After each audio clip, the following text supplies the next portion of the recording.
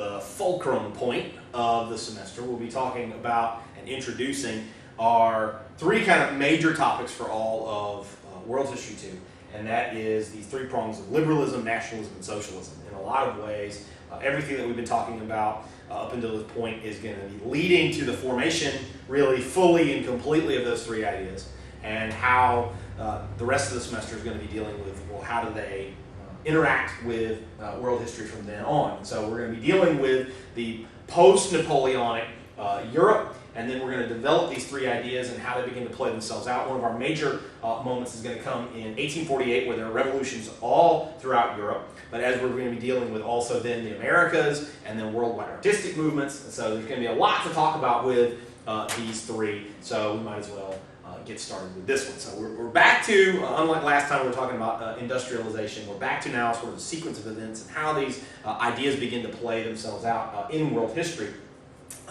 When we had left off with those sequence of events, Napoleon had been defeated finally in 1815. And what you're going to see is this long, essentially almost uninterrupted, 22-year period of warfare that had consumed really a lot of the world in the fighting, is going to be winding itself down, and a lot of the people that had participated in this, particularly the European powers, were very interested in not doing that again. As much fun as Napoleonic Wars were, how about we not have those anymore? And so what they're going to be doing at the end of all these sort of major international conflicts is there's going to be a peace conference, and they're going to come together to try to put together some sort of lasting arrangement so that you won't have to spend a lot of time killing each other. They don't really ever permanently work, but we can give them credit for trying, right? Well, the place that this one's going to take place is going to be in Vienna, which is the capital of the Austrian Empire. And the idea is to come up with some sort of plan to create, hopefully, a permanent peace, right? Well, what you're going to see is the Habsburg foreign minister, Prince Metternich. He is going to be taking the leading role in these negotiations and shaping what is going to be the post-Napoleonic War world. Everybody who's anybody is going to be there. Not only is this going to be a major political event, but it's also the big kind of social event of Europe of the day. And so all the governments are going to be sending people of note in order to take part of these negotiations, but Metternich himself is going to kind of thrust himself to the front of the room in this. Now, to be fair, Metternich is a pretty bright guy, but he's one of those really, really bright guys who knows exactly how bright he is. And so he's going to take a very forceful role in sort of pushing on some of these, sort of lackadaisical blue blood types, these dukes and earls and things like that from these other countries. Hey, well, this is what we need to do. We've got this great plan. You guys need to follow along. And of course, a lot of these guys maybe are just there for the party. Sure, whatever. I mean, they're there for serious purposes as well. But if Metternich's got a pretty good idea and it's good enough, then let's just go for it. So a lot of this is going to wind up in Metternich's lap. And what he's going to do is he's going to have these guys redraw the map of Europe. And the goal of the redrawing of that map is to provide what you call balance of power. This is one of the major goals that you'll see in countries and continents, or in continents that have a lot of different countries, where they're all vying for some sort of power structure. Whether it's East Asia in the 1900s, whether it's Africa in the late 19th, early 20th, or late 20th, early 21st century, in a lot of different places, a lot of different times. You've got all these countries that are kind of vying for power, and nobody wants to see one power sort of emerge as the dominant power. So what you want to create is a situation called balance of power, where everybody's got resources, borders, military forces that more or less even out. And so this is the goal, so that one power can't dominate the others. Okay, so that's one principle. Another principle is, well, who's going to be the government? How do we determine that? Metternich's idea was one of legitimacy, okay, and that is the rulers who are in power are placed in power and maintained in power due to their legitimate access to that political authority. That, of course, to a guy like Prince Metternich, is hereditary reasons, okay? It doesn't matter what the people want. It doesn't matter that you lead some sort of, special revolution of ideas. No, that's not what's important. You're first born to the king, you're the next king, you're the legitimate heir, we need to support that system. Because to a guy like Metternich, now we might view this as sort of irrational and, game of chance, sort of playing with God's dartboard. we wouldn't like that type of system, but to a guy like Metternich, who is viewing this, he says, no, this is what's going to provide stability. Look at what revolution has caused. Oh yeah, liberty, fraternity, you know, brotherhood, all this kind of stuff, you know, equality. And what did it give us? It gave us Napoleon, it gave us warfare. So to a guy like Metternich, he rejects not necessarily the principles behind this, but the effects that he saw them bring into being, and so we got to get rid of all that, and we're going to have a much more stable system, right? Now, France itself was punished for disturbing the peace of Europe, which shouldn't surprise us a whole lot, but these guys were smart enough to realize that we can't have some kind of European consensus without France participating. And so once their monarchy was restored, the Bourbon monarchy is placed back on the throne, they're allowed back into negotiations, they're allowed to participate with these guys as well. So this is an artist rendering of all the great sort of figures that are in the room, and you can see that it's not just, you know, sort of random diplomats from various countries, because the lower end of this gives you an idea of, you know, who they all are. They're all numbered with this, and this is number 7. He's our main guy here, is Prince Metternich. But these are all these guys that are from these various countries around Europe that have a vested interest in making sure that the peace of Europe is maintained. But as I mentioned, it's also a party.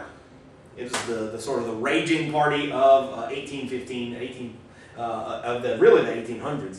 As these people, these women are there, and they're in their fancy clothes, and the guys are there, and they got a lot of bands, and they got a lot of alcohol, and they're having a really good time because they're celebrating that the Napoleonic War is over. There are a lot of fun social events that were put on the calendar as well. So you'll see a lot of these maps that we'll draw, and this was one of the ideas that Metternich had was, you know, what were the spheres of influence, and what were the balancing factors, you know, who had access to certain mountain ranges, and who had military fortresses that were under their control, and you know, what land areas and what resources. And so a lot of thought went into who was going to get what. And as they began breaking it down, sometimes they broke it down into subunits. You can see that you had different German countries, but then you also had this Confederation of the Rhine for purposes of self-defense. And so they really put a lot of thought into all of this, all right?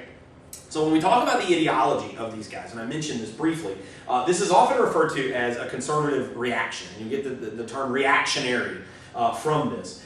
And as the revolutionaries of France were defeated, all right, you got to remember, you know, who wins this? It's not the revolutionaries; it's the crowned heads of Europe. It's the monarchies in Europe, and these guys and their ideas seem to be the ones on top, and the ideas of the revolution seem to be the ones that were problematic, that they caused an upset to the social balance, and we got all this warfare, we got all this fighting, we got all this killing, okay? And so all of these kind of things get lumped together and are denigrated by the forces that win, right? So democracy, equality, nationalism, reform of ancient, you know, governmental, you know, abuses, all of that are assailed by the leading powers of Europe that are meeting together in Vienna. So this is a reaction to these new ideas, and of course the guys that win are the ones that get to do all of this reacting. Now, one of the things that you'll notice here is the term conservative has kind of changed its viewpoint between then and now. Whereas, you know, conservatives might be described as, you know, sort of small government kind of people. The conservatives back then were, you know, you can have a really huge government just as long as the legitimate, you know, hereditary person is on top. So really the views of conservatives and liberals has kind of evolved a lot over the past few hundred years. So many of these anti-revolutionary thinkers, these conservative reactionaries here in 1815, they argue against change in the social order. A good example is the writer Edmund Burke. He posed that order required governmental stability, and nobody really disagrees with that. They like stability in the government, they like social order. Burke is the one that would link the two together. We need social order, we need government stability to make sure that that happens. And he says that change must be slow and not fast. So you can have evolutionary change, but just not revolutionary change, where you can make these big sort of snap changes as a result of that. Another writer, French writer along this same sort of vein was de Maistre, who argued that absolutism, in fact, provided the most stable form of government. So you've got this guy, he's put into power, he's got all this absolute authority, and yeah, you're going to have corruption, and yeah, you're going to have those, but you get stability. You know who's going to be in charge, you know how things are going to operate, and so this is one of the arguments that these guys were making at this point in history, okay?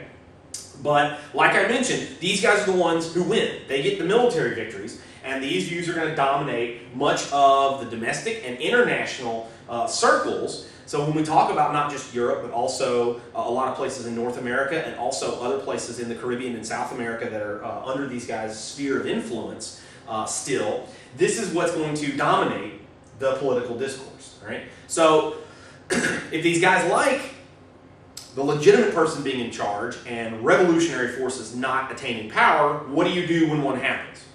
It's a fair question, right? One of the outgrowths here of the Congress of Vienna was to create the Concert of Europe, all right? And while the Concert of Europe might be thought of in your mind as a great way for all the great musicians of Europe to sort of gather together and crank out some slamming tunes, that was not actually what they meant by concert, right? The Concert of Europe is these periodic meetings where these various European powers, the leading powers of Europe, would get together and they would discuss these international matters together. Okay, what are we going to do about problem X? What are we going to do about problem Y? And they would come up with a unified answer. At least this was the way it was supposed to work, right? Now these major powers that would get together, you've got Britain, Austria, Prussia, Russia, and eventually once it's readmitted and they're sort of everything's calmed down, is going to be France. France needs to have a leading role with this as well. So what does Metternich propose that they do when the peace of Europe is destabilized? Well, he proposed that the monarchs of Europe band together. He realized that revolutionary fervor, for the most part, had all monarchs by this point in their crosshairs. And so they needed to intervene militarily, this policy of intervention, if revolution or war or whatever factor rose to challenge the authority of legitimate rulers. If you're the legitimate ruler and these people, they rise up against you, then the other crown heads should come in and support you. Metternich argues that, if we had done this with the Bourbon monarchy in France, if we'd supported Louis XVI, then this revolution, maybe we could have squashed it in time. But we drug our feet, we didn't know what to do, and so we got this giant war, right? So Metternich is going to convince the alliance to send troops to crush these revolts against the revolutionaries here in both Italy and Spain during this period, right? Now, Britain, for the most part, disapproved of intervention because Britain at this point now has not a Europe kind of focus on things, but really a world focus on things, because they don't like the idea of European intervention, especially in the colonial world, where ever increasingly you're seeing that Britain is looking to kind of peel away as many of these overseas colonies that these other European powers have, so it can trade with them directly and make money. Okay, so you follow the money, and for the most part, things will make sense. And so Britain isn't really big on interventionism. They're not a huge fan of this. So they want countries around the world to have their independence so that they can trade with them. All right. So what you're going to see here is this directly relates, especially when we talk about with what's going on in Central and South America in the post-Napoleonic War. All right. So after the Napoleonic Wars, one of the things that had happened because of the French Revolution and Napoleon and all this kind of stuff was these armies had swelled to ridiculously enormous sizes, okay? And they had been going at each other for a couple of decades. So many people had, these really long careers. What about some of these guys that get in towards the tail end and they're thinking, okay, I'm going to be a soldier and I'm going to be a sailor and I'm going to do this, and then 1814, 1815 kind of happens and all right, you guys are all unemployed because most of the British fleet, it gets stuck back, back into ordinaries, what they call it. They would the ships are going to get parked. They're going to drop anchor. The crews are going to be told, okay, thanks for your military service. Here's your money. See ya. Well, what about next time? There's not going to be a next time we're not at war. Same thing's going to happen to these soldiers. Okay, you guys fight, you win, Waterloo's over, and you guys go home. Here's your money. See ya. Well, what about next month's paycheck, right? And so a lot of these soldiers were out of work. And many of them had developed some pretty highly professionalized sets of skills. Now, we're going to see that in Central and South America, many of the peoples that were down there were being affected by the ideas of nationalism and the desire for independence, self-determination, the ridding themselves of corrupting monarchical influences, blah, blah, blah. Okay, nothing terribly new. And what's going to happen is, as these guys get more and more of a mind to declare independence, they're going to do so, but of course they're going to face resistance from the home government that very much wants to hang on to it. Now, for the most part, what we're going to talk about here, the home government is going to be Spain. Okay, Spain has this huge, Central and South American empire, and so what's going to happen is many of these former soldiers are going to find themselves working as mercenaries on the battlefields of the New World. All right. So what you'll see here in Central and South America is a pretty typical kind of pattern that we've seen first in the United States and then in France. And that is revolutionary leaders are going to rise to the top. They'll form these revolutionary governments and they'll come up with, constitutions and ideas, and they're going to have to fight these battles. And long story short, they're going to win their independence. Good examples of this is Simón Bolívar. He's going to free Colombia and Venezuela by 1821. And also down in South America, you're going to see José de San Martín. He's going to free in the southern and western parts, Chile, Peru, and then he's going to join with Bolívar in driving the Spanish completely from South America in 1824. Now, you'll see that especially Bolívar is going to have this idea that South America should have the United States of South America. It should be a big country like the United States in North America, but nationalistic differences really kind of drove these different groups apart from each other rather than together. And so that's going to fall apart in South America, unlike the way that it happened in North America. Now, Mexico is going to win its independence in 1821, and the rest of Central America is going to free itself from Spanish rule by 1844. And so by mid-century, for the most part, Spain's lost almost all of its overseas empire. So there's Simón Bolívar, right? And check out his, it totally happened in pants, right? I mean, I wish you could go around, with pants like that today. But fashion has changed, and this is one of the prices that we have to pay for that. So here you can see some Central and South American revolutionaries. They got their uniforms, and they're fighting, and they're, you got some infantry, and you got some cavalry units, and they're all doing their thing. Well, hooray, right? Whoop-de-doo, right? They're fighting, they're doing this kind of stuff, and it looks pretty typical revolutionary, kind of warfare until you get into some of this and you realize, hey, what are all these white guys doing on some of these battlefields? How come that looks like a French cavalry unit? That's because it is, okay? You'll see that British sailors were brought in to man some of the cannons. You'll see that British and French infantry, cavalry, all these units.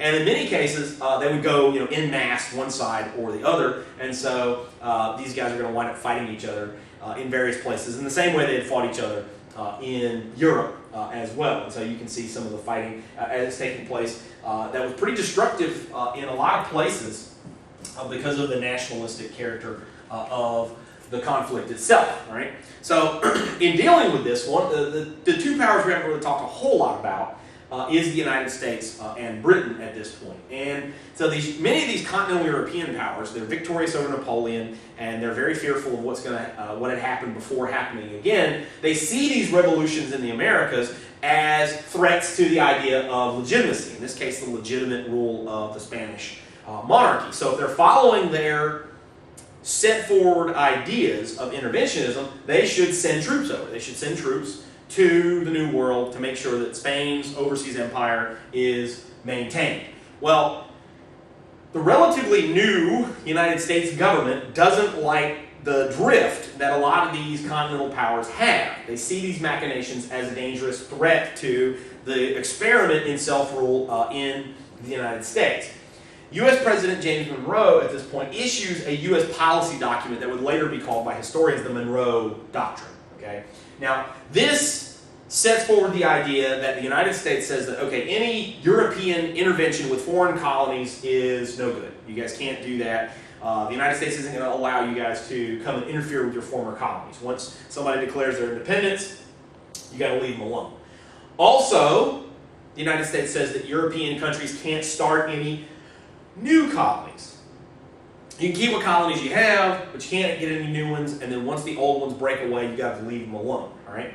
Now, Britain sees in this an opportunity as well. As I mentioned before, they are looking for trading partners, and it would be much easier to deal with a lot of small, independent Central and South American nations than colonies of the big monolithic Spanish government with which they, of course, had fought a number of wars already. So, dealing with these small independent nations on a free trade basis would be much easier and would be much more lucrative. And so as a result of that, they backed the U.S. policy. Since any kind of continental interference is going to have to work its way through the very powerful British Navy, that meant that this policy is going to stand. It wasn't the gutsiness of the American government, which really didn't have enough power and authority, especially not militarily, to make this stand on its own. That's not what made it work.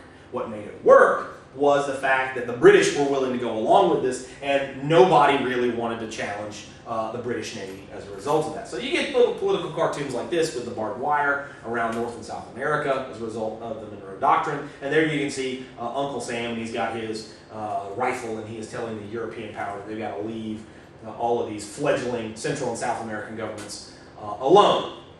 So, but there you go. This all looks pretty cut and dry. Just because continental European powers can't intervene with the legitimate Spanish government doesn't mean they don't want to, right? Well, then you've got to ask yourself, what happens if you have a legitimate revolt?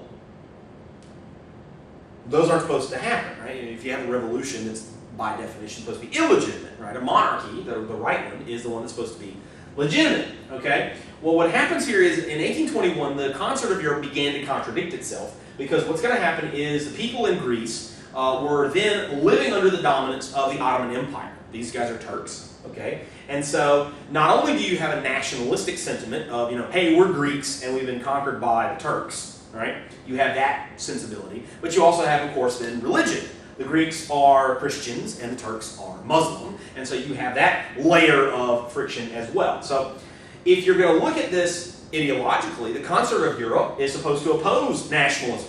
It doesn't matter what nationality you are. You're supposed to be under whatever monarch, is over you, right?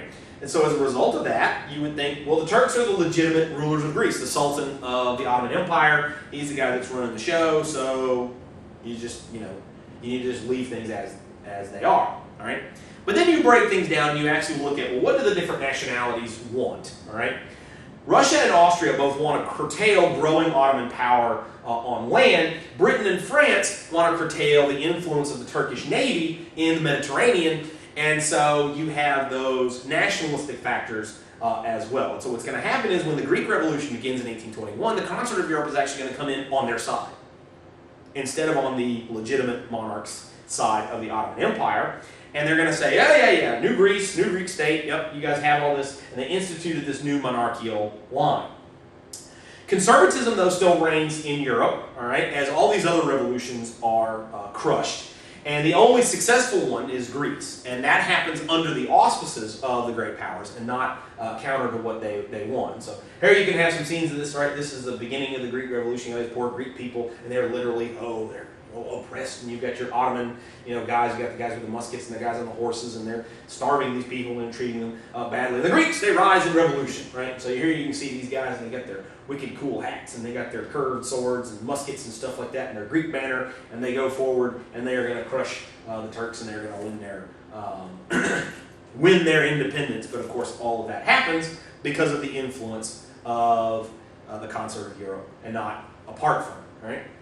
So when we go and we take a view around of how conservatism and how reactionaryism is affecting these different political lines of thought, we'll stop at various points, and one of them is going to be Britain. Okay, well, Britain is going to suffer the least from the social revolts that responded to reactionary conservatism. You're going to see a lot of people that were pro-revolution, they're pro-liberty, all this kind of stuff. They're going to really jostle against this. Britain didn't really have that as much. Okay. This is due to the fact that Britain had made a series of compromise moves throughout this period. That, hey, we want all this. You can have some of it. So Parliament had been relatively willing to listen to what had been going on. And while they don't become this big, open, sort of immediately, liberal kind of government, they do open things up a little bit. And as I mentioned, Parliament for a long time had been controlled by the conservative Tories. The Tories, they were the party of the king.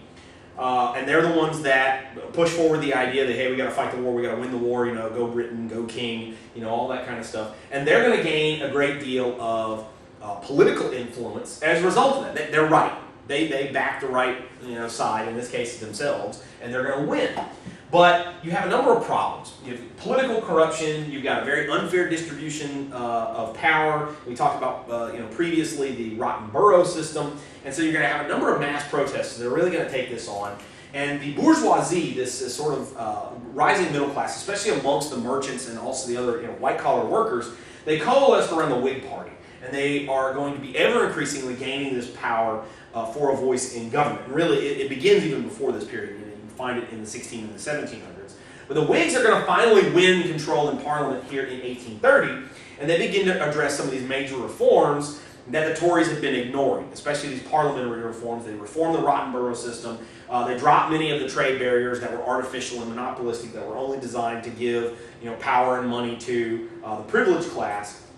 The landed class, though, struck back, and they said, okay, you guys are going way too hardcore for the pro-industrial class. Look at what you're doing to our cities. Look what you're doing to the working class. And so the Tories managed to get some reforms out of the Whigs for some of the worst of the labor and urban abuses. All right. So thus, what you're going to see is the most radical elements of society that you would find in Europe aren't going to be as radicalized in Britain, because they all had managed to get some of what they wanted through a series of compromises. And so here you can see one of the political cartoons that's making fun of, pretty much everybody at this point. And so the establishment, you got these Whig and these Tory ministers, and they're sort of making fun of each other, right? What about Central Europe at this point? It's dominated, especially by Metternich and the Germanic powers, all right? So while you have, between 1815 and 1848, Britain is going to be opening up its system some, right? The continental powers are going to go in very much the opposite direction, which is they're going to repress any kind of effort at liberal reform. All right. In the German states, and there are multiple ones. You have the ones outside of the Habsburg Empire, and then you have the Germanic states and their control inside Austria. Right. And you do have a military balance alliance that's sort of weirdly glues together several Hohenzollern, non-Habsburg kind of states together. It's this Germanic confederation. You've got Austria and Prussia and a number of these states in between. But what it does serve, it doesn't necessarily serve to unite them politically, but it does allow them to crush reformers by using intervention. If we get these troops, we can go and put these potential radical voices down. All right. Well, you've got especially growing national and liberal ideas during this period in Central Europe, and it begins to find voice with groups of German students in organizations that they call the Burschenschaft. There's a fun little term that you can drop at the next party, right? And these Burschenschaften societies, these guys would get together and they talk about how we need, fair and open government, we need self-determination, we need a Germany for all the German-speaking people, that kind of stuff. And so they wanted a free and united Germany instead of this Germany that's split up into 365 parts.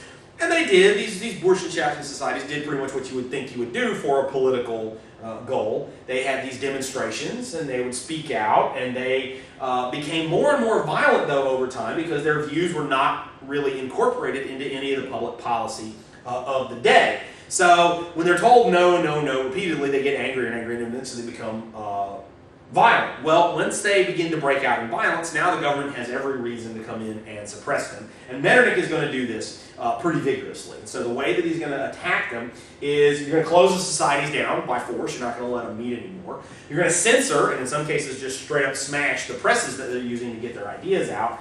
And of course, tightening control over the universities and colleges, which they felt was where these societies are getting their ideas. So they're coming after people, like me, for this kind of thing. So this is one of these Burschenschaften rallies. These guys are getting together, and they have these get-together where they're listening to these speakers, and they're having these rallies, and they're doing these protests. And because, of course, it's Germany, there's probably a lot of beer there, right?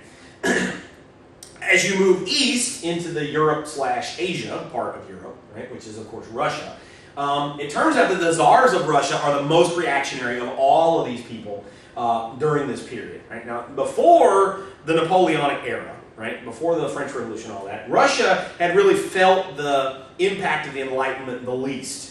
Part of this was due to geography. It was harder to get into Russia, it was St. Petersburg and all these kind of places with these ideas. It was just less likely for you to be able to do this. You also have the geography of the fact that Russia is so ridiculously spread out in terms of its population centers. But you're also going to see that in many cases you're going to have direct resistance to Enlightenment ideas. You've got government censorship and government control. One of the things, though, that happened during the Napoleonic Wars, during the windup of this, is Russian armies are on the advance. In 1813, they're advancing into Germany. In 1814, they're advancing all the way to France itself. One of the things that Russia, especially the Russian monarchy, was really worried about was, as Russian troops are occupying Paris, which is this hotbed of revolutionary ideology and fervor, that they're going to start absorbing these ideas of, what if they come back thinking everybody ought to be free and equal? Right? We can't have that. So you'll see that one of the countermeasures that they do to try to counteract this is they make sure that the Russian soldiers that are patrolling the streets of Paris, they're locked in their barracks whenever they're not on duty.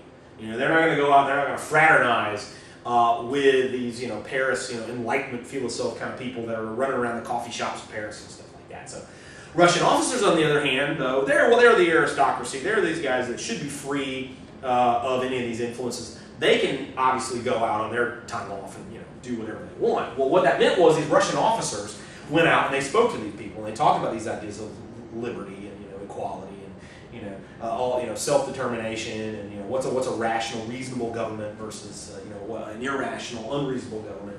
And they're going to come back to Russia with all these books kind of stuffed in their knapsacks, and they don't fear this. And as a result of that, following the Napoleonic wars when they locked down, they begin to plan a series of reforms for their own country, for Russia, and it becomes they begin operating under the name of the Northern Union. And they've got this idea that, okay, we're going to make some reforms, we're going to be able to do what they do in the West, and we're going to be able to bring this to Russia. Well, what's going to happen is the succession of Tsar Nicholas I isn't handled right. And it leads to, one guy dies and then Nicholas takes over, and it looks kind of funny. It turns out it's not kind of funny, but they just didn't tell people the way that they were supposed to. And so what happens is the Northern Union thinks that there's a coup. There's been a coup against the government, and so now is the time to act, and you're going to have to get rid of the people that have gotten rid of the legitimate monarch, and so we're going to have to put in now a more liberal constitutional monarchy. So it's a very confused state of affairs. Okay, it's a series of misunderstandings that the internet, of course, could have probably cleared up in like 5-10 minutes, but anyway. So the Northern Union stages a military rebellion to try to get a constitutional monarchy. All right. Well, Nicholas was the legitimate monarch, and he sees this as a rebellion not against some misplaced idea, but as a rebellion against him. Well, he then calls in his troops, and he goes after these guys, and he crushes this revolt. Now, this revolt by the Northern Union really kind of makes Nicholas paranoid as a result of that. He becomes an avid reactionary. He becomes the conservative reactionary par excellence, okay? And he uses state power whenever he needs to prevent any kind of future rebellions, anything, whether it's inside Russia or even outside Russia. And he's going to use this to its fullest tilt. He uses the secret police to keep an eye on people that might be plotting revolution in the future, okay? Censorship of the press. You say something that he doesn't like, no, you got to shut up, right? Political imprisonment. If you continue to agitate for political activity that he doesn't like, then he'll just throw you in some gulag out in the middle of Siberia or in some jail cell and you can rot there. And of course, if you need to, you're going to use the army to head off any rebellions, whether it's inside Russia or crush any other rebellions around Europe, so that way they don't spill over into Russia. And so this is the regime. Nicholas looks like a pretty good guy. I mean, he's got a pretty cool little mustache. I mean, he's got kind of a receding hairline, but hopefully that doesn't make you evil, right? But he was a pretty tough character as far as his reactionary viewpoints on this. So we've reached this point now where we've got to understand what are these three major prongs, all right? These are not new ideas. They've been forming, but really by this point, by the sort of the first quarter, the first half of the 1800s, we're going to find these three operating principles that are going to dominate world civilization up until the present. And they're going to play off of one another, and they're going to evolve, they're going to change, but they're always really, really present, and they are constantly influencing our daily world. And so we've got to now chart them through this. First prong of these is going to be liberalism, right?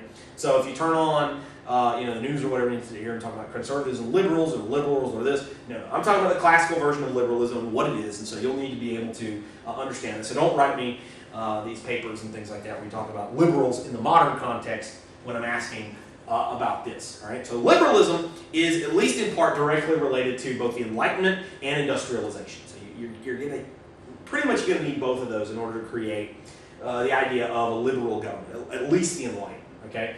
Well, you have growing industrial economies, and you couple that with the Enlightenment, and that's going to give us liberalism. All right?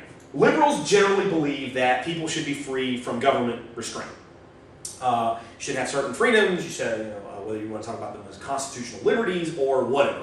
Generally speaking, the government ought to leave people for the most part alone. This is what a liberal believes. Now, in terms of the economic sphere, the government should leave the economy alone. For the most part, the government or the economy should be this private affair, private enterprise, was the way you should do business. Your money is yours. You spend it on what you want to spend it on. You want to make a business, then it's whatever money that makes, you get to keep.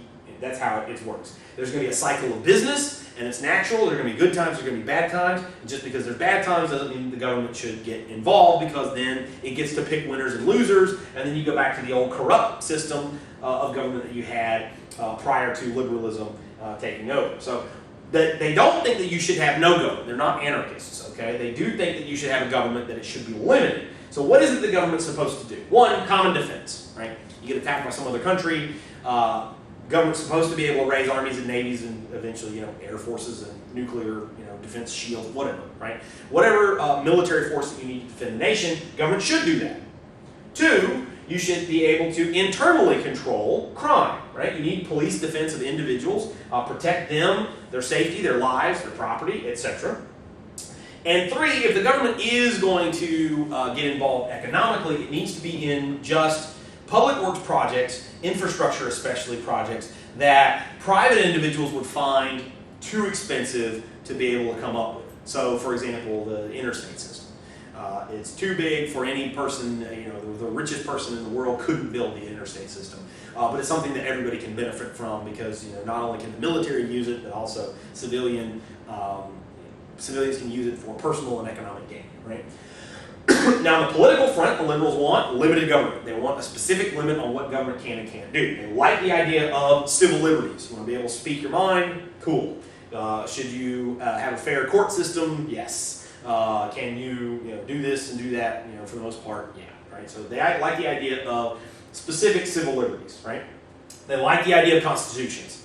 Constitutional government. We're going to write down what the government can do. We're going to write down what the government can't do. All right. And so this is very much what they're interested in. Now, a lot of times, especially in the European models, you're going to see they're also interested in limited voting rights. So the idea that everybody, you turn 18 and you're able to vote as long as you don't, kill anybody or go crazy. That's not something that they're going to support. Okay. They like the idea of means testing for being able to vote. You needed some skin in the game. All right, the ancient Romans, like this kind of stuff. You had to own land in order to vote in the Roman Republic. In this case, a lot of these European liberals, they want you to have a certain level of income in order to be able to vote. This is something that today a lot of people would support. Part of this was the fact that many of these liberals were these bourgeois guys who didn't particularly care for these working class people. So they didn't want to see them sort of vote themselves somebody else's money, right? So this is very much an anti-socialist idea, right? So as I mentioned, a lot of the liberals were these middle-class industrialists. The most famous of these guys in this period, at least intellectually, is John Stuart Mill. He wrote that individuals should have absolute freedom of opinion, and he was against any kind of censorship. He also, incidentally, he was a champion of equality for women. So there's John Stuart Mill, right? Just because you lost all the hair on the top of your head doesn't mean you can't make important contributions to history. Problem number two is going to be nationalism. Nationalism, the idea that we're one group of people and some other group of people is different from us, that's not necessarily new. But in this modern context, you're going to see that nationalism, as it will be in the modern world, is going to be very much a product of Napoleon's conquest over various different peoples and in his imperial marches in the early 1800s. Hey, we don't really like the fact we got to do what Napoleon says. Why not? You don't think Napoleon's a pretty bright guy? No, but he's French and we're German, or we're Italian, or we're Spanish, or we're Polish, or we're Russian, or whatever, right? This is the idea that, hey, somebody else is in charge of us and we really don't like it, right? And so we're going to oppose these guys on nationalist grounds. So, like I mentioned, nationalism is the feeling of being a part of a cultural group that you have a number of shared traits. The most important of these is language. If you can't communicate with somebody else, you're not really in the same group with them. Okay? You also have, customs, similar religious attitudes, traditions in history, things like that. But whatever it is, you're in one group and you've got these shared nationalistic traits, right? What you're going to have, though, on the political front is the growth of nationalism urged a political feeling that each nation should have its own government, all right? We're French, meaning that we should have a France that is full of French people. No non-French people should be in here, and no French people should be left out. So that's the idea. We're just going to draw a box around all of the French people, and we will have our own government. So that would be a nationalist view of politics. Now, in many cases, nationalists at this period, they were also liberals. You could be both, right? You could say, I want a government for all of Germany, and I want civil liberties and a constitution. You could do both. You'll notice that when we get to 1848, a lot of the German nationals, they're also liberals. Okay. Now the reactionaries, they vehemently oppose nationalism. They don't like that because, of course, that would mean you have to take a hammer to many of these multinational kingdoms and empires. So, for example, the best example of this would be the Austrians, the Habsburgs. Only a part, a small part of their empire was German, which is what they were. The rest of it was, Hungarians, Romanians, Ruthenians, Moravians, etc., etc. And so the idea that nationalism is going to come in, that means that their empire is going to get broken up into a bunch of small little pieces, right? Now, the nationalists themselves, though, one of the things that they fail to really totally recognize is there's a danger of breaking yourself up into groups and talking about how awesome we are, because then that also implies that everybody else really kind of sucks. And if you take nationalism to its logical conclusion, it's going to lead to national competition, which can be kind of healthy, such as the Olympics. National competition, we hand out little medals, we sing little songs at the end. Nobody really gets hurt so much with the Olympics. Economies can also compete with one another. We talk about, well, we got a trade deficit with China, or, these people owe us money or whatever. And so that's kind of okay too, right? But of course, the ultimate expression of national competition is warfare.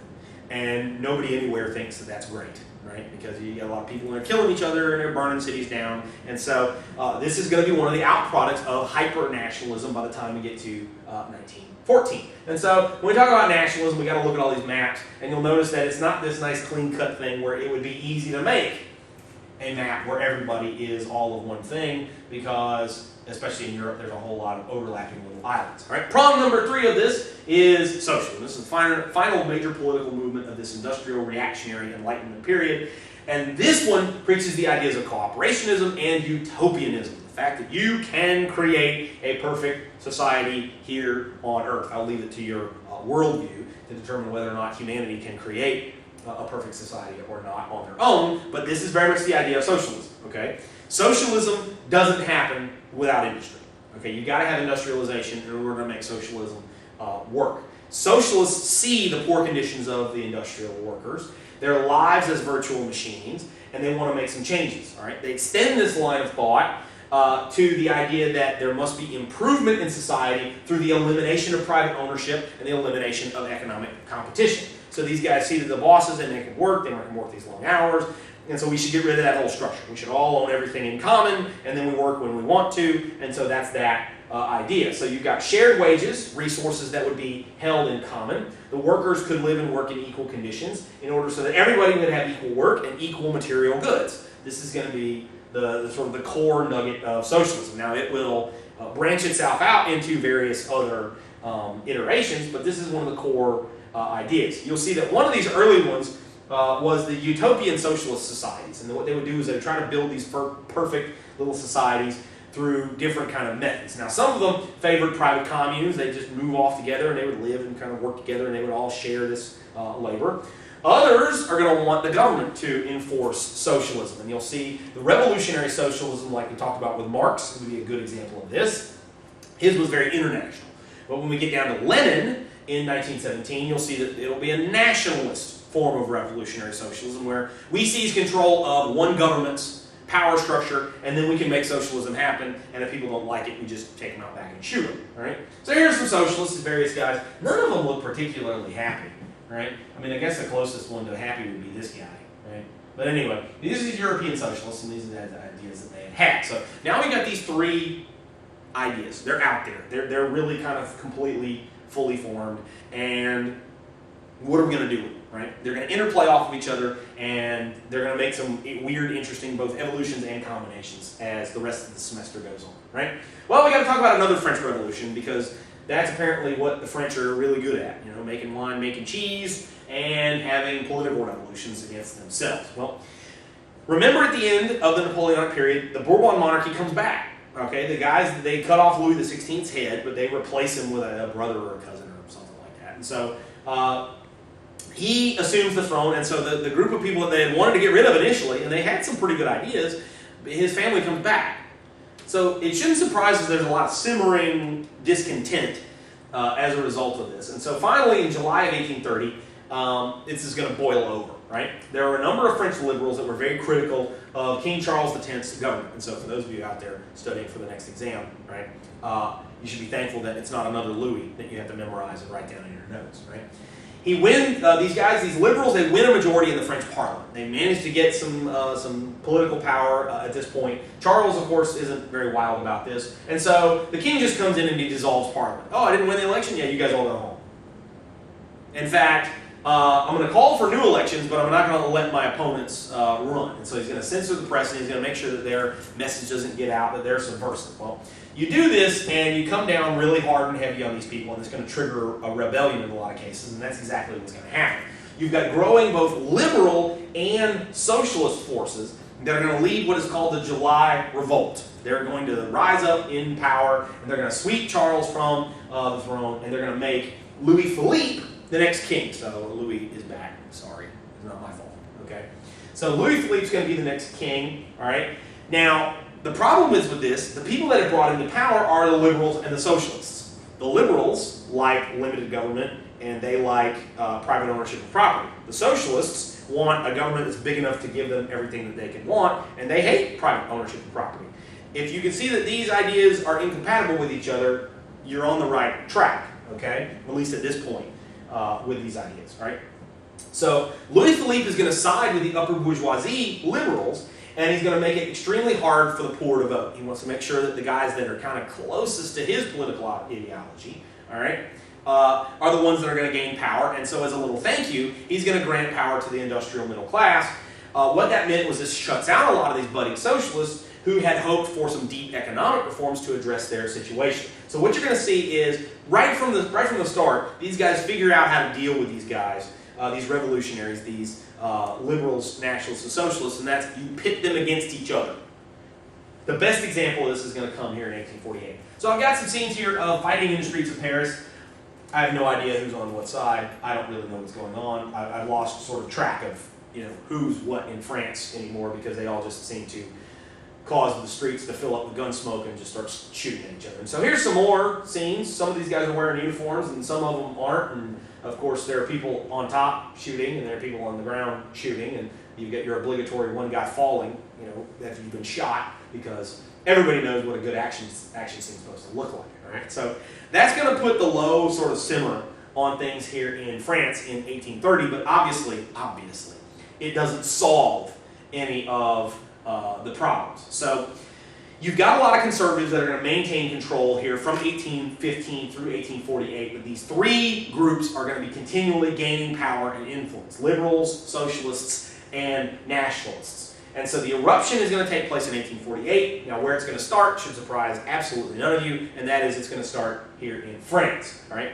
France's government at this point is still ridiculously undemocratic. It favored the wealthy, it favored the corrupt, and nobody that is serious about government reform liked it. Now, what's going to happen is as more and more criticism begins to be voiced by these different groups, the king is not going to like this at all, and he's going to try to shut down all these political protests. And when he does that, it's going to trigger another revolution, in this case by the socialists and these radical liberals. Well, the king, he's going to flee, and the revolutionaries are then going to be able to assume power. They're going to write a new constitution. What are we up to now for France? It's like 6, 7, I don't know. And this is going to call for a republic. In this case, this is going to be elected by all men. Sorry, ladies, your moment hasn't come. But we've reached the point where, okay, just being in France makes you a citizen, basically, right? So this is something that's a universal manhood suffrage, right? Well, during this period, all right, during this period where you've got an interim government, the radicals, especially these radical socialists, they're going to look at this as our opportunity. Okay, socialism, utopia, we're going to put in socialist reform, everyone's going to have a job, they're all going to give out this money, all the resources are going to be held in common, but they don't win. The socialists, when they run these candidates in the election, they lose. And so when the new government comes in, okay, their programs get canceled. Hey, you guys lost. You don't get to do what you were going to do. Socialism apparently isn't very popular outside of Paris. Here in France. Well, what that means is when these guys, they see their sort of, holy grail of awesome socialism kind of taken away from them, they are going to be really upset, and they're going to take to the streets and have street violence. And this street violence is then crushed by the army. The army is going to say, hey, look, you guys had your election. This isn't how we're going to do things. We're not going to have a revolution every 10 minutes. And so you guys are going to have to do this at the ballot box. Volks. So the army is going to come in and crush this revolution. Well, one of the changes that the new Constitution makes is not only are you going to have an elected legislature, but you're also going to have an elected chief executive, a president. Well, the guy who's going to run for this is a guy named Louis Napoleon. Okay, Louis Napoleon is Napoleon Bonaparte's nephew, and of course he runs on the idea of nationalism. Right? France should be great. When my uncle ran things, when he was the emperor, France was awesome. We kicked the crap out of everybody, and so shouldn't we get back to France being awesome? Well, who wants to vote against your country being, terrific, right? Well, he's going to win. He's going to win the presidency of the Second Republic, and it shouldn't surprise us that President Louis Napoleon, he's not going to stay president for very long. He's going to upgrade himself after time. So this is some of the scenes of the revolution in the streets and things of what's going on until eventually stuff gets out of hand. These socialists start this revolution. It's put down by the army. The army guys are going to come in. They're going to start shooting at these guys. This is the socialist government that briefly is going to run France here in 1830. And all of these guys, one, they look like sourpusses. Like I told you, for some reason, socialists are just not very happy. But also, they're going to be pretty upset when their programs get canceled. So there's Louis Napoleon. This is President Louis Napoleon, right? Here in 1848. And of course, he will eventually turn into Emperor Louis Napoleon, or Emperor Napoleon III a little bit later. So, well, unlike 1830, where you had this little revolution in France, and it happens, and then stuff, sort of shakes out. When it happens again in 1848, this is going to be like, lighting the match to a fuse, because it's going to cause explosions all over the place. When news of the French Revolution spreads, German students that had been suppressed for a long, long time, they begin forming these groups again, and they call for change. It's not going to take very long, in this case, though, for violence to break out all over the place. All right? All the Germanic countries have to deal with violence in some form or fashion, and they all have to make some kind of liberal concessions to these people. Now, there are some variances country to country, which ones make big concessions and which ones make small ones, but they're all going to get some kind of civil liberties of varying levels. Freedom of press, jury trials, freedom of elections, freedom of speech, stuff like that. Okay? But they also held out the idea that we need a united Germany. So the nationalist side of this is also going to be very, very active in this regard. So all the German states are going to send elected representatives that meet together in Frankfurt, the Western Frankfurt, in Germany, to try to draft a united German constitution. All right? One of the problems that they got to deal with, though, is the fact that Austria is a Germanic country. They speak German there, but it's also part of the Habsburg Empire. So do we have a Germany that has the Austrians in it? The Habsburgs are going to demand control over all of Germany. They're just going to want to add Germany to their empire. And of course, no, that's not what we want to do. We don't want to join some autocratic empire. We want to create a free Germany. So we do it without the Austrians. The Austrians finally, okay, you guys are going to put us in charge? Forget it. They're going to leave. They're going to leave. So they're left with what's called the Kleindeutsch option, which is the smaller Germany option. But okay, we can get the rest of Germany in here as well. So, okay, the Assembly gets together, they hammer out this Constitution, and it's got some civil liberties, and it's got an elected legislature, but they didn't want to completely break with German tradition, and so they were going to have a constitutional monarch. Well, who is it then, if the Habsburgs aren't going to do it, right, who is it then that's the most eminent German prince? And that, of course, is King Friedrich Wilhelm IV, who is the king of Prussia. And they show up and they say, okay, we've been vested by the power of the votes of the German people, right, to offer you the emperorship over all of Germany. Friedrich Wilhelm IV refuses it. No. And he says, I refuse to take the crown from the gutter. Meaning that, oh, you guys were voted by the people? Yeah, that's cute. I'm with the nobility. We're this whole separate group of people. I'm not going to take leadership offered by you guys. I don't think so. Okay?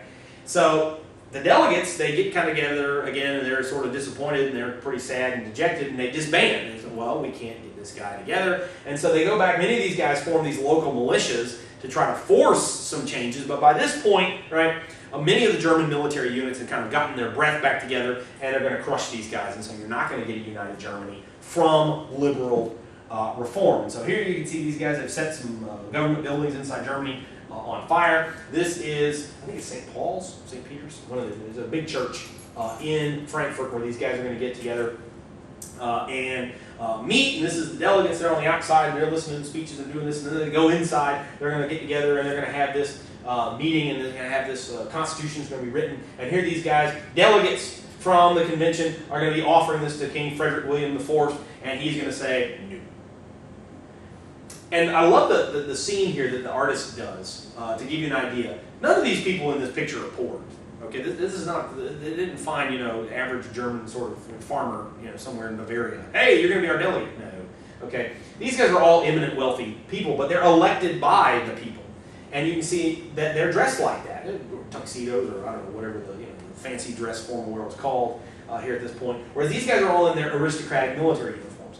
They're in power and they have wealth and they have all this eminence because of birth, not because of any of that.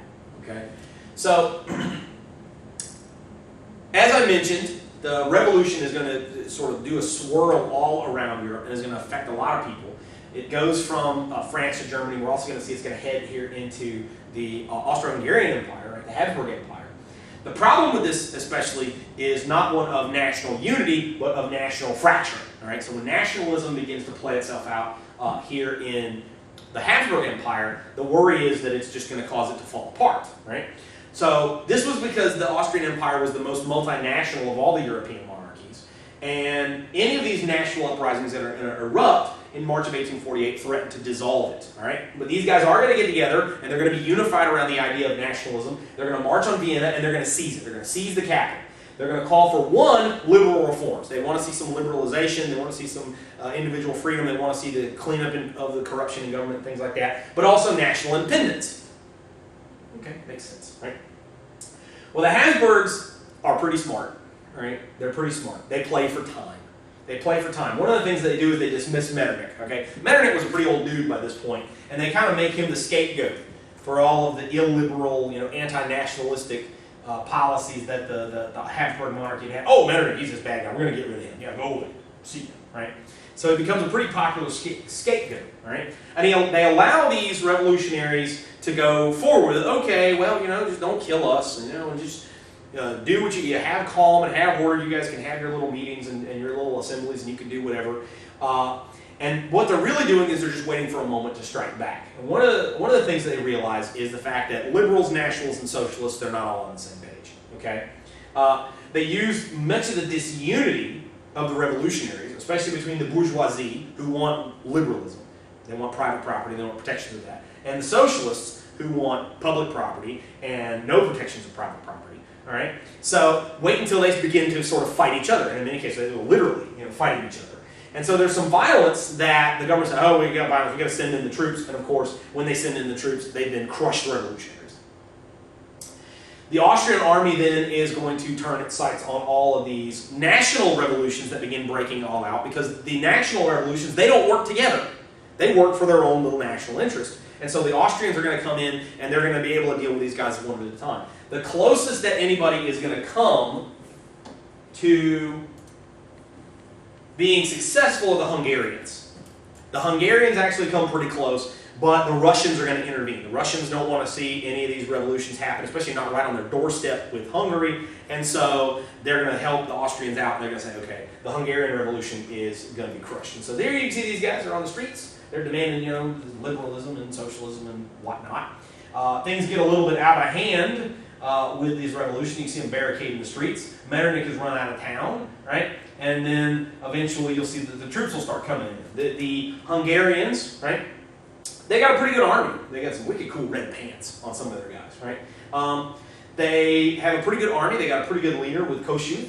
And they're going to get pretty close to independence. They're doing their fighting. They're doing pretty well. But then the Russians come in from the east, and now they're beset with two enemies, one in the west, one in the east, and they just can't cope with these. And the Russians and the Austrians force these guys to surrender. And here you can see the Hungarians.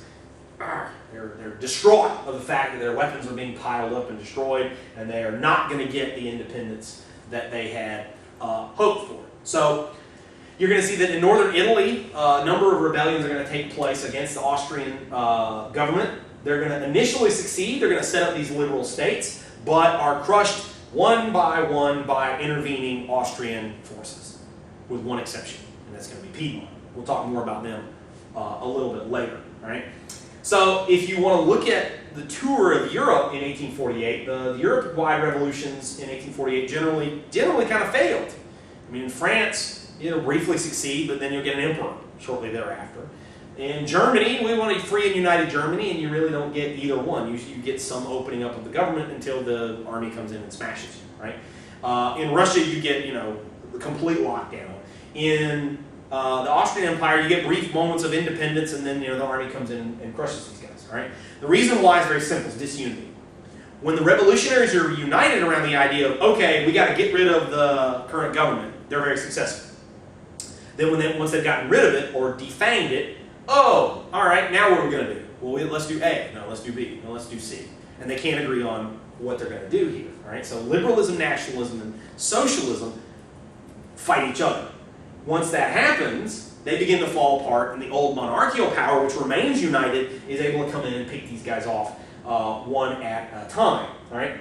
So one exception during this period is the United States. When we talk about Western civilization and what's going on, the Americas are relatively free of this. So from this period here, in 1815 to 1848, U.S. politics opens up a great deal to all white, male citizens. And so you have this is going to take place where property requirements for voting is going to, actually a lot of it by 1815 had already gone away. And then definitely by 1848, all of it had gone away.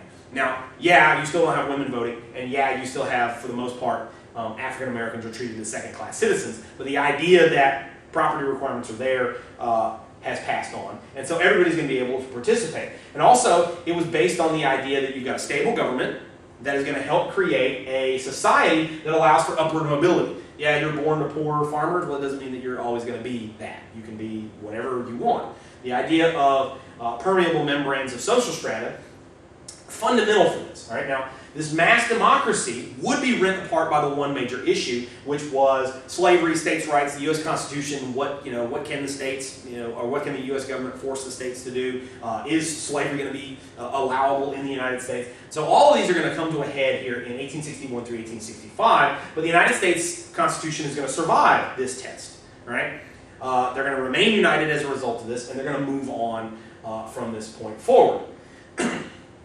When we talk about the cultural side of this, our major movement during this period is going to be Romanticism. You can find this evidenced here in Europe, especially North America, South America, in a lot of places, and you'll see its impact will eventually be felt, Asia and some other places, right? Well, you've got this period of conservative dominance that has a profound influence on the arts, and it produces this movement that we would call Romanticism. Now, the Romantics featured a number of important sort of factors. So when you're looking for this as a marker of the times, it gives you a good little window into what's going on. You've got emotions, individualism, a sense of history, and also the awe and wonder of nature. All right? So when you look in literary terms, you've got a pretty typical romantic hero that you would find. In many cases, this guy was a historic figure or a fictionalized historic figure who was ready to sacrifice himself in order to serve some patriotic goal or change the world or remove tyranny or something like that. Okay? In terms of poetry, the Romantics extolled the power of nature, right? And warned also of the dehumanizing effects of industrialization. So you get guys like Wordsworth, Mary Shelley, things like that. In the visual arts, especially the two-dimensional arts, right? You've got the stressing of the emotion of the artist when viewing either nature and or historic event. Three-dimensional, especially architectural forms, you'll see the return of Gothic forms. You'll have the Neo-Gothic movement, this idea of grand, sort of sweeping, upscaling type of architecture. Composers, like Beethoven, romantic music, is going to use music to induce emotions surrounding dramatic events. And so this is Goethe. This is sort of sometimes referred to as the German Shakespeare. Of course, the Germans probably refer to Shakespeare as the English Goethe. But this is the sorrows of young Werther, right? Poor Werther, he has these sorrows. And he goes through and it talks about how he's got to deal with all these problems in his life. So it's a good romantic, kind of novel. But I also include this because of what's on the cover of the jacket. There's Werther. He's down there with his girlfriend, whatever, I forget what her name was. It's been forever since I've read this. But you'll notice that the title character of the book, he's this like shadow, he's a barely visible kind of guy.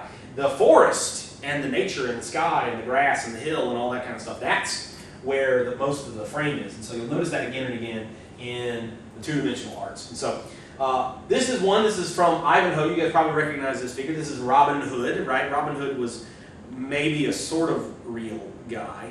He was probably not English nobility back from the Crusades fighting against a tyrannical regime. He was probably just some outlaw that Ivanhoe picks up and turns into this character to fight against King John. But you've got this semi-historical figure, and he has all these romantic kind of things, and he's going to take on a corrupt government, and he's going to win the hand of Maid Marian. And here you can see, in this case, in comic book form, he gets in a sword fight and he stabs the sheriff of Nottingham, maybe. I don't know. They didn't have the speech bubbles in this one, so I can't tell what's going on.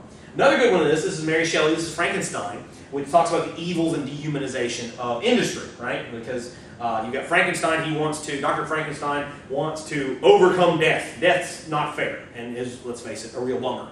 So he uses science with electricity and electrodes and all this kind of stuff to reanimate dead flesh. And what happens when he uses this science and industry, you get a monster, right? You get this out of control, kind of beast that goes around killing everything in sight. And so this is the idea behind this is very much a fear of industry. And you'll see this trope issued again and again, whether you watch more recent movies like the Terminator series. Terminator's just, it's just Frankenstein, done up new. The Matrix series of films. And it's Frankenstein done up new. And so it's the idea that technology is to be feared, it's going to dehumanize, it's going to turn us into something horrible. Two-dimensional art, if I told you, well, this is a painting about some guy who's out fishing in the morning, technically that's true. There's the guy and he's out fishing. But for the most part, this is a painting of nature at dawn. The human is very small in the frame. His house, even, is very small in the frame. The fog, the sky, mountains, the trees, all this is what makes the frame work, right? If I were to say, all right, this is a shipwreck, a ship going down in a storm, yeah, the ship's there, it's mostly the storm, right? When you've got the tumult of the sea, you only have little bits of, people floating in the water and the trash, and the jetsam and the flotsam floating there. Well, if you're going to do a town, right, you'd have to do a lot of that. No, right? Town is there, it's in the background, though, but it's mostly this guy in his wagon cart crossing this creek, the water, pasture, right? Even this giant tree is bigger than the spire of the giant church cathedral in this. And so, this is an ancient church that has kind of fallen down. You got the gate. I know it's a little bit hard to see here on the camera, but if you got the slideshow going in front of you while you're listening to me yammer about this, you can see the little figures. These are people visiting one of these old structures, and they're completely overwhelmed. And the idea is that nature has even overwhelmed this ancient structure. With this as well. Here's a scene from Dante's Inferno, right? We've got Dante is there, and his poet guide, Virgil, is taking him through the various levels of hell from this. And so this is an illustration from the Divine Comedy, right? Written in the 1400s, this poetry. While the poem itself is not romanticism, this painting very much is. And they're crossing the river Styx, and of course you've got the highly charged emotional sense of the damned, and they're stuck in the river, and the guy's even gnawing the boat, and of course Dante himself is about to swoon. He passes out a lot in hell, for those of you who haven't read the Inferno. He spends a lot of time unconscious as a result of that. And so this is a scene, this is a capture of Constantinople done in Romantic style. Constantinople was actually captured in 1453, so a contemporary print wouldn't have been done in Romantic style. But this one very much is, right? Where you've got, of course, all these people, they're all distraught. Their city's been conquered by the Turks, and they're throwing themselves down, and the guy in the back is screaming, and the guys are crying. And so highly emotionally charged kind of scene. This is Christ being removed from the cross after the crucifixion. The women, they're all crying. And of course, you've got a dead body. You've got the darkness in the background. So this is Romanticism.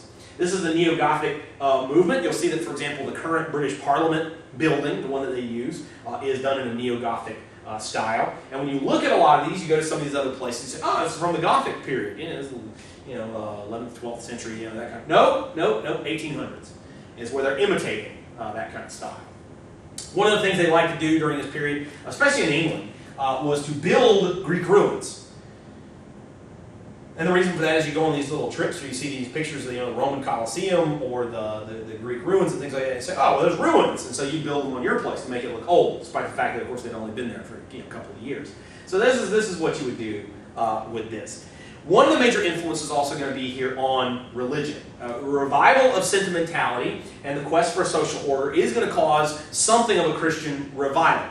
In Europe, you're going to see that there's also going to be a strong political linkage between the political forces of Christianity and many of the reactionary forces that are still going to be inhabiting seats of power.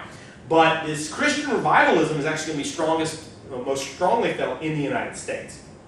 Although Europe is going to see some Christian upswings in both the Catholic and the Protestant denominations.